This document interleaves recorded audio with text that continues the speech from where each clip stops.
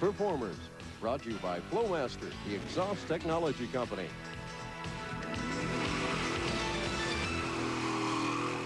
You know, at each and every Pro Edelbrock Drag Racing Series event, we also get a chance to see some absolute gorgeous cars. But when you talk about the best of show winner, it's always nice to have one that, well, is a streetable ride.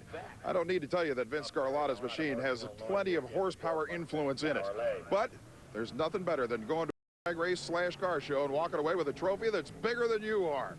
Vince Scarlata, best of show. I want to point out first and foremost, for everybody that thinks on television that this car is black, it isn't. No, sir, it's a charcoal color with a metal flake in it. A very, very, very small flake. I don't think I've seen one that small that it almost throws you off. You don't think it's a metal flake or even a metallic color. No, sir, it throws many people off, but we like it that way, and it's just different. Well, you've done this thing Texas big, that's for sure. But I want to talk about the streetability of the car. How streetable is it? It's very streetable. I drive it. I've driven it before, and you know, it's a little different getting used to the transmission, but it's a very streetable car. Drivetrain? It rides very smooth. We have an air ride suspension on it, and it makes it ride very smooth. For power?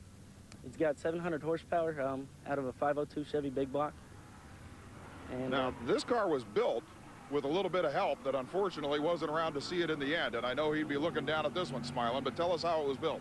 Yes, sir. It was built between me and my father and my grandfather, and in my grandfather's shop we did 85% of the work. So. And Dad? He passed away about a year and a half ago. So. But you finished the car in his honor, and yes, this is the result, my friend. Yes, sir.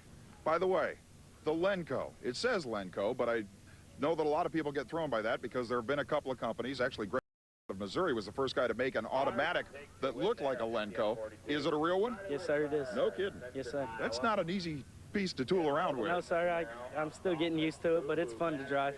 Have you ever made a pass with the thing? No, sir, but I plan to in the future. By looks alone, this thing should easily be a mid-8-second street car. Like I said, when it comes down to family efforts, son, father, grandfather, all together putting together a piece like this, like I said, nothing better than leaving with a trophy bigger than you are. Restoring this headlight